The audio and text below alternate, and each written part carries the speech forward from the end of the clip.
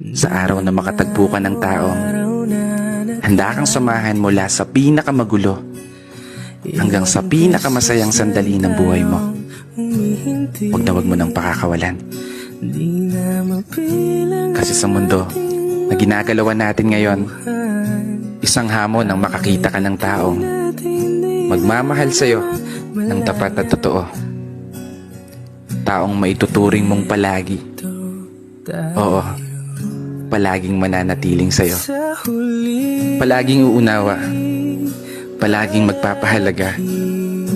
Taong tatanggapin ka ng buong buo maging sino ka pa. Ano man ang estado mo sa buhay o kulay ng paa. Taong hindi lang nakabase sa kung anong nakikita ng mga mata. Taong bigla na lang magliligalig nang hindi mo alam ang dahilan. Ay, mali pala. Taong makakasama mong mangarap at abutin ito ng sabay. Taong aalalay, lalo sa mga panahong natatakot kang tumulay.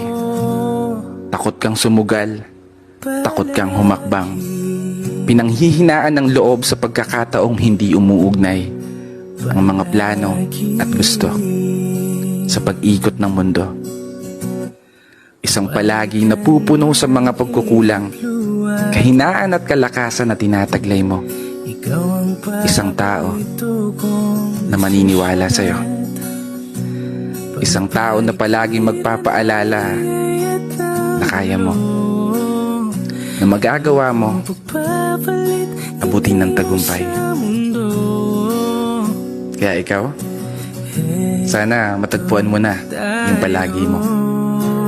Kasi yung sa akin, natagpuan ko na. Maligalig nga lang. Pero bago magtapos ang video na to, i-follow mo naman yung page ko at i-share na rin kung nagustuhan mo. Hindi ako titigil lumikha ng mga obra hanggang nakikinig kayo. Kaya isang pagpupugay para sa lahat ng mga tao na patuloy na nagmamahal at patuloy sumasabay sa hamon ng buhay.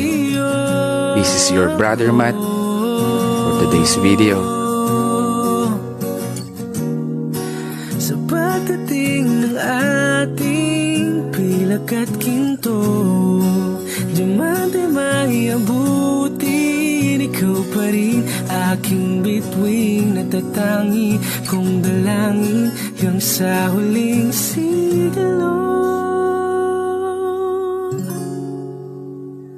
Sa huling